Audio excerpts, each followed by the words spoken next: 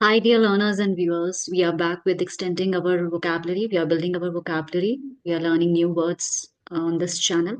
तो हम समझने की कोशिश कर रहे हैं कुछ ऐसे इंग्लिश के शब्द जो थोड़े से मैच होते हैं लेकिन वो अलग अलग वर्ड्स हैं, तो हम गलती कैसे कर देते हैं उनको प्रोनाउंस करने में। उसको हम प्रोनाउंसिएशन को थोड़ा आज करेक्ट करके देखेंगे और उनके मीनिंग कॉन्टेक्स्ट भी देखते हैं कि क्या है। ये वर्ड्स हमारे हैं legacy, legend, legendary, legal, Regal. ये कुछ इस तरीके के मैंने शब्द उठाए हैं जिसमें मैं खुद भी कंफ्यूज हो जाती हूँ और मुझे ऐसा लगता है कि कोई भी न्यू लर्नर या इंटरमीडिएट लर्नर कंफ्यूज हो सकता है। और उसको उस कंफ्यूजन को ओवरकम कैसे करना है, उस प्रॉब्लम को सॉल्व कैसे करना है, that we will see in this video, that we will learn through this video. चलिए, सबसे पहले हम वर्ड देख रहे हैं पहला, लेगेसी। अभी अब देखिए, लेग से स्टार्ट करते हैं हम। ठीक है। लेग का मीनिंग होता है टांग। तो अब हम इसका साउंड प्रोनाउंसिएशन ध्यान से पढ़ें, क्योंकि मैं छोटा शब्द उठा के आपको बता रही हूँ इसलिए, ताकि हमें कंफ्यूजन्स ना हो, हमारे कंफ्यूजन्स क्लियर हो जाए। LEG, लेग, टांग, लेग। अब लेग से हमारा लेगेसी हो तो प्लीज, कोई बिगिनर है तो ये बिल्कुल ना सोच ले कि टांग से लेगेसी वर्ड निकला है ना। नहीं, उसका कारण भी एक है, हम ऐसे नहीं सोच सकते। हम रिजिड होके नहीं सोच सकते लैंग्वेजेस में, चाहे इंग्लिश की बात है चाहे हिंदी की बात है। इंग्लिश में भी अगर हमारा कंडक्ट वर्ड से कंडक्शन निकल रहा है तो जरूरी नहीं है कि हर छोटे वर्ड से सिमिलर होता हुआ वो बड़ा वर्ड निकल रहा होगा। मतलब जैसे अभी हमने दिया एग्जाम्पल, देखा कि लेगेसी काफी डिफरेंट वर्ड है, लेग टांग से निकला हुआ वर्ड ये नहीं है। ठीक है। तो लेगेसी का मीनिंग होता है कि पिछला बंदे की कोई कोई ऐसी बात जो चलती हुई आ रही है विरासत के रूप में, या फिर उसके सियासत के रूप में। मतलब कि उसका कुछ जो पास्ट हो चुका है एक बंदा, उसका कुछ भी आर्ट जो आज भी देखा जाता है या आज भी उसके परिवार में चल रही है वो चीज, उसका कला जो है, उसकी कला चल रही है, उसका धन धाम पत्ते चल रहा है, इस तरीके से हम लेगेसी वर्ड को यूज करते हैं। अब ध्यान से इसका इंग्लिश डेफिनेशन देख लेते हैं। मनी और property that you receive from someone after they die. कि जब वो मर जाते हैं, जब किसी का विरासत मिलती है तो उसको हम लेगेसी कहते हैं, मनी या प्रॉपर्टी। लेकिन इसी चीज को, टर्म को इमोशनली समझा जा सकता है, मेंटली समझा जा सकता है, सिर्फ पैसा नहीं।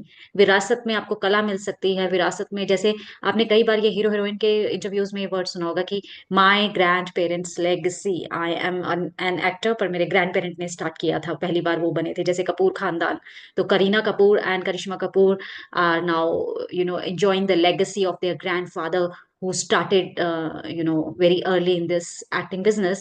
तो इस तरीके के वो टर्म्स यूज करते हैं इस कॉन्टेक्स्ट में। तो अगला डेफिनेशन है something that is a part of your history and that remains from an earlier time. जो पिछले काफी समय से चल रही है, आपके ऐतिहासिक तौर से चल रही है, उसको हम लेगेसी कहते हैं। एग्जाम्पल के तौर पे यहाँ पे स्टेटमेंट्स लिखे हुए, लीव समवन अ लेगेसी, किसी के लिए अपनी लेगेसी छोड़ के जाना। An elderly cousin had left her a small legacy, उसकी बड़ी कजन ने उसके लिए एक छोटी लेगेसी छोड़ के गई उसके लिए। अब अगला है, the Greeks have a rich legacy of literature. अब देखिए, यहाँ मनी प्रॉपर्टी की बात नहीं है, यहाँ पे लिटरेचर की बात हो रही है, जो मैंने आपको कला शब्द हिंदी में बताया था कि कुछ भी लेगेसी हो सकती है। अब अगला पढ़िए, देखिए example, the war has left legacy of hatred. अब यहाँ पे एक दूसरे टाइप की इमोशन की बात हो रही है कि नफरत की लेगेसी छोड़ती है एक, जो वॉर होती है, लड़ाई होती है, युद्ध होता है, तो वो एक नफरत की लेगेसी को बढ़ावा देता है। तो इस तरीके से मतलब लेगेसी काफी अलग अलग तरीके से यूज हो रहा है, पर इसका मीनिंग ये निकल रहा है कि जो हम अपने ऐतिहासिक तौर पे चलता हुआ आ रहा है या पीछे से लेते हुए आ रहा है, विरासत, सियासत, कला, जो हमारे बैकग्राउंड से चलती हुई आ रही है, तो उस टर्म्स, उस तरीके से हम लेगेसी वर्ड को यूज करते हैं। चलिए आगे, इसका कंफ्यूजन कहाँ बढ़ता है इसकी प्रोनाउंसिएशन का। ये लेगेसी है। अब अगला वर्ड है लेजेंड। लेजेंड। अब ये भी यहाँ लेग से निकला है, मतलब सॉरी, अगेन लेग से नहीं निकला, टांग से नहीं निकला, लेकिन लेग आ रहा है इसमें, इस वर्ड में। लेकिन इसका मतलब ये नहीं कि हम इसको लेजेंड बुलाएंगे, नहीं, इसका प्रोनाउंसिएशन है लेजेंड। प्लीज लर्नर्स व्यूअर्स ध्यान से समझ लीजिए। हमने पहला अक्षर लेग टांग पढ़ा था, वो प्रॉपर एक वर्ड था, उसके बाद हमने लेगेसी पढ़ा, अब हम लेजेंड पढ़ रहे हैं। लेजेंड का मीनिंग क्या होता है? आपने मूवी देखी होगी, the legend of Bhagat Singh, सुना होगा जरूर। तो वो यही लेजेंड है, a very old story or set of stories from ancient times, or the stories not always true that people tell about a famous event or person. अब ये कह रहा है कि कोई पुरानी कहानी हो सकती है, कहानियों का सेट हो सकता है जो प्राचीन समय से चलता आ रहा है, और वो कहानियां सच भी हो सकती है और सच नहीं भी हो सकती। ठीक है, यहाँ पे यही लिखा है कि मे बी वो कहानियां कहानियों की तरह बताई जाती है, वो सच नहीं है। That people tell about a famous event or person, कि कोई जो लोग हैं किसी फेमस इवेंट का नाम लेते हैं या फेमस पर्सन का नाम लेके कोई कहानी बता रहे होते हैं। कई बार बच्चों को मॉरल लेसन देने के लिए भी कुछ कहानियां बनाई जाती हैं, और लेकिन कुछ रियल में एग्जिस्ट करती हैं, राइट। तो इसलिए यहाँ पे इस तरीके से लाइन लिखी हुई है। अब लेजेंड का हम और नीचे जाके मीनिंग देख लेते हैं। अब the legend of Bhagat Singh का कॉन्टेक्स्ट क्या था? Someone very famous and admired usually because of their ability in a particular area. कि जो कोई कोई बंदा ऐसा फेमस हो, एडमायर्ड हो, जिसको लोग मानते हों, और उसकी क्योंकि उसके अंदर कोई कला कौशल है कोई पर्टिकुलर एरिया में स्पेसिफिकली, इसलिए वो फेमस भी है और एडमायर्ड भी है, प्रशंसनीय है, प्रशंसा योग्य है। तो इस तरीके से लेजेंड वर्ड यूज होता है कि may B I would say कि my grand father was a legend person.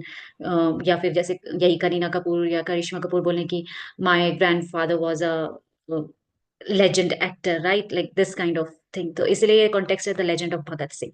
तो अब आप समझ गए लेगेसी, लेजेंड। अब अगला कंफ्यूजन वाला वर्ड हम जो देख रहे हैं, लेजेंडरी। ठीक है, तो लेजेंडरी और लेजेंड का मीनिंग ऑलमोस्ट सेम सा होता है। लेजेंडरी का मीनिंग यही है, वेरी फेमस एंड एडमायर्ड और स्पोकन अबाउट, जिसके बारे में बहुत ज्यादा बात की जाती है, एडमायर्ड है, जो प्रशंसनीय है, जो फेमस है। Again same thing that actors are saying, my grandfather was a legendary director, my grandfather was a legendary actor, something like this they always use in their words, right? तो ऐसे legendary work भी बोला जा सकता है। मान लो कि मैं किसी साइंटिस्ट की लैब में हूँ, तो मैं बताऊं कि our scientist have done a legendary work in this project. कि लेजेंडरी एक उच्चतम काम किया है, जो कि बहुत अच्छा प्रशंसनीय काम है, तो वहां उस कॉन्टेक्स्ट में यूज हो सकता है। चलिए अब यहाँ पे एग्जाम्पल्स देख रहे हैं। He became editor of the legendary Irish journal the Bell. अब यहाँ पे बोले कि वो एडिटर बना उस legendary Irish journal the Bell का। ठीक है, तो जर्नल के लिए अब यहाँ पे, एक जर्नल मीन्स एक बुक, कोई मैगजीन टाइप, उसके लिए लेजेंडरी लगाया, किसी इंसान के लिए नहीं लगाया। तो हम अब ये समझ पा रहे हैं कि हम किसी अच्छी मैगजीन, कोई अच्छा फेमस वर्क, कोई अच्छा फेमस मतलब किताब छपी हुई है, साहित्य छपा हुआ, उसके लिए हम लेजेंडरी लगा सकते हैं। तो आगे और एग्जाम्पल देख लेते हैं। ये लेजेंड से कैसे निकलता है ये word legendary? A legendary Greek hero, कि वो लेजेंडरी ग्रीक हीरो है। या फिर was king Arthur a real और अ लेजेंडरी कैरेक्टर? ये पूछ रहे कि क्या वो सच सच वाला कैरेक्टर था, या फिर वो लेजेंडरी ऐतिहासिक, जस्ट एक ऐतिहासिक फेमस एडमायर्ड चला आ रहा कैरेक्टर है, या वो रियल का कैरेक्टर था, सच सच वाला कैरेक्टर था। और पढ़ लेते लेजेंडरी का meaning. Legendary of or relating to an old story or set of stories from ancient times, or the stories that people tell about a famous event or person. अब तीनों चीजों में कॉमन क्या है, तीनों वर्ड्स में? Legacy, legend and legendary में इन तीनों में कॉमन चीज ये है कि ये कहीं ना कहीं प्राचीनता, इतिहास, पीछे वाले बैकग्राउंड जो चलता हुआ आ रहा है उससे रिलेटेड है। कहीं ना कहीं हमारी विरासत जो होती है, जो हमारी सियासत होती है, जो हमारा काम, कौशल, कला कोई हमें पीछे से मिला है, राइट। या कोई फेमस पर्सनालिटी के बारे में बात हो रही तो उनको लेजेंड कहा गया। तो प्राचीनता से इसका एक कॉमन है इन तीनों वर्ड्स में, लेकिन थोड़ा सा अलग अलग है प्रोनाउंसिएशन, थोड़ा कॉन्टेक्स्ट अलग है थोड़ा बहुत। Legacy, legend, legendary. अब हम एक अगला वर्ड पढ़ रहे हैं यहाँ पे, लीगल। देखिए, अब LEG है, तो ना तो इसको लेग से प्रोनाउंसिएशन निकल रहा है, ना इसकी लेज, लेजेंड था या लेगस, राइट, तो लेज नहीं निकल रहा, इसका साउंड निकल रहा है लीगसी, सॉरी लीगल, लीगल। ध्यान से समझिए आप ये सब चीजें। अब आप सोचेंगे कि इतना कंफ्यूजन, अगर आप मान लो इंग्लिश सीखने ही बैठे हैं, तो आपके मन में ये दुविधाएं जरूर होगी, और आप गिव अप करोगे कि लेट मी नॉट, मतलब मुझे ये सब इतना लर्न करने की जरूरत नहीं है, इतना कुछ सीखने की जरूरत नहीं है, ये कंफ्यूजन वाली लैंग्वेज है। बट नहीं, अब मैं आपको यहाँ पे साइकोलॉजिकली और रियलिटी, सच्चाई के से आपको एक चीज समझाने की कोशिश करूँ कि भाषा सिर्फ भाषा की तरह सीखिए, ऑटोमेटिक मोड में जाके सीखिए, एकदम बच्चे की तरह सीखिए एकदम। क्यों? आपको मैं हिंदी के थ्रू एग्जाम्पल दे सकती हूँ। हमें पता है कर्म अलग है, कर्मा अलग है। ये देखिए शब्द मैं स्क्रीन शेयर इसलिए किया आज तक अच्छे से, मतलब हमेशा ही करती हूँ लेकिन हिंदी का भी खोल के रखा है सामने। कर्म, कर्मा, और ये तीसरा शब्द है क्रम। हमको अच्छे से पता चल रहा है कि इन तीनों का जो मीनिंग है थोड़ा थोड़ा अलग है ना। और लेकिन थोड़ी थोड़ी मात्रा कहीं कहीं सेम जा रहा है, शब्द का प्रोनाउंसिएशन साउंड सेम जा रहा है। अब आप सोच के देखिए, जिन्हें हिंदी नहीं आती, जो हिंदी भाषी नहीं है, वो मदर टंग हिंदी नहीं है, अब वो कोई भी हो सकता है। हमारे इंडिया में काफी सारे स्टेट्स ऐसे हैं जहाँ पे मदर टंग हिंदी नहीं है, और हम सिर्फ यहाँ फॉरेनर्स की बात नहीं कर रहे हैं, आजकल फॉरेनर्स भी हिंदी सीखते हैं। तो अभी हम उस ज्यादा डिबेट में नहीं जा रहे हैं। प्लीज अपने माइंड को डिबेट में मत लेके जाइए। लैंग्वेज को यहाँ पे हम समझने की कोशिश कर रहे हैं। तो कोई नए बंदे के लिए अगर आप देखो तो उसको भी बहुत कंफ्यूजन होएगा, अरे कर्म कर्मा क्रम ये तो सिमिलर है पर क्या। लेकिन हमारे लिए बहुत अंडरस्टैंडेबल है, कहाँ पे कर्म यूज करना है, कहाँ पे कर्मा यूज करना है, कहाँ पे क्रम यूज करना है, यही हमारा बच्चा कंफ्यूज हो सकता है ना। तो अब क्यों, क्योंकि बच्चा एक न्यू लर्नर है इसीलिए। तो यहाँ पे इसलिए हमें कंफ्यूजन में नहीं जाना, हमें हम कुछ सीख रहे हैं, हमें लैंग्वेज को लैंग्वेज की तरह सीखना है, उसको अपने ऑटोमेटिक प्रोसेस का पार्ट बनाना है। और अगर आज हमने नए कुछ शब्द सीखे हैं, जैसे कि हमने लेग सीखा, फिर हमने लेजेंड सीखा, हमने लेगेसी सीखा, हमने लेजेंडरी सीखा, हमने लीगल सीखा, तो हम इनको बार बार रिपीट करके इनके सेंटेंस अपने सामने पेपर पे लिख के, उनका मीनिंग लिख के, उनका प्रोनाउंसिएशन लिख के, उसको 3-4 दिन तक दोहराएं, ताकि हमारा ये कंफ्यूजन कंफ्यूजन ना रहे और हमारे दिमाग में उसको ऑटोमेटिक लर्निंग में मदद मिले। और यहाँ पे डिबेट में जाने का कोई मतलब नहीं कि ये सब वर्ड्स एक जैसे लगते हुए भी अलग अलग हैं, है ना। अब आपको वो कॉन्टेक्स्ट तो क्लियर हो गया। चलिए इसी के साथ मैं अभी वीडियो को वाइंड अप नहीं कर रही हूँ, कहीं मत जाइए। अगला वर्ड समझने की कोशिश कीजिए क्या है। ये है अब वर्ड लीगल, ल लीगल। हम अगला वर्ड ऐसा ही साउंड होता हुआ पढ़ रहे हैं, रीगल, REGAL, रीगल। ठीक है। रीगल का मीनिंग होता है very special and suitable for a king और क्वीन, कोई राजा महारानी, महाराजा महारानी जैसा कुछ इस तरीके का स्पेशल। तो रीगल मैनर, कि उसका बोलने का लहजा बड़ा रीगल है। हम कई बार बोलते हैं ना, हर बिहेवियर और हर मे भी हम अटायर की भी बात करते हैं, उसके पहनावे की बात कर सकते हैं, उसके व्यवहार की बात कर सकते हैं, उसके बोलने के लहजे की बात कर सकते हैं, जो थोड़ा सा महारानी जैसा लगता है, महाराजा जैसा लगता है, तो हम बोल सकते हैं his behaviour is regal, he respect women a lot. या फिर her voice is regal, it's so refined and defined, right. मतलब कुछ भी इस तरीके से हम रीगल टर्म को यूज कर सकते हैं। थोड़े से एग्जाम्पल्स पढ़ लेते हैं।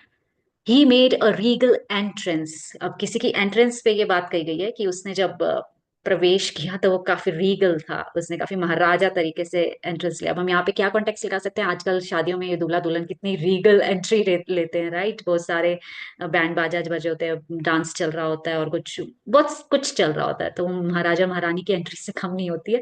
तो he made a Regal entrance. Majestic इसका सिनोनिम लिखा हुआ है यहाँ पे, मेरी नजर चली गई तो इसका मतलब मैं आपको बता रही हूँ, मतलब शहनशाही। शहनशाही। अब नेक्स्ट इसका पढ़ लेते हैं, एक और सेंटेंस थोड़ा सा, ताकि हमारा क्लैरिटी हो जाए। Maintaining regal decorum, she is nearly always in control of her emotions and of her voice. Regal decorum maintain करते हुए, एक अच्छा डेकोरम मेंटेन करते हुए, ये एग्जाम्पलरी वर्ड है अपने आप में, यहाँ पे जो यूज हो रहा है एग्जाम्पलरी, तो वो हमेशा अपने इमोशंस के कंट्रोल में होती है और हमेशा अपने वॉइस के कंट्रोल में रहती है, अपने वॉइस को कंट्रोल में रखती है और अपने इमोशंस को कंट्रोल में रखती है। चलिए ये सब हमने आज पढ़ लिया। आई थिंक अब मुझे रिवीजन और समराइज करने की जरूरत नहीं है, क्योंकि मैंने बीच में बहुत ज्यादा अच्छे से एक्सप्लेन कर दिया है। So I'm not again summarizing and concluding. Please watch the video and please practice जरूर कीजिए पेपर पे सामने लिख के, उसका वर्ड के सामने मीनिंग लिखिए, प्रोनाउंसिएशन लिखिए, सेंटेंस लिखिए, कॉन्टेक्स्ट लिख दीजिए। जैसे भी हिंदी भाषा में आपको समझ आए वैसे लिख सकते हैं, और फिर नीचे साइकोलॉजी एग्जाम्पल जरूर लिख दीजिए कि कर्म कर्मा क्रम जैसे अलग अलग शब्द हैं, ऐसे ही legend legendary legacy legal regal leg, सब अलग अलग अलग वर्ड्स है और इनका मीनिंग और एग्जैक्ट कॉन्टेक्स्ट क्या है। ठीक है। चलिए, थैंक यू, नमस्कार, हैप्पी लर्निंग, बाय।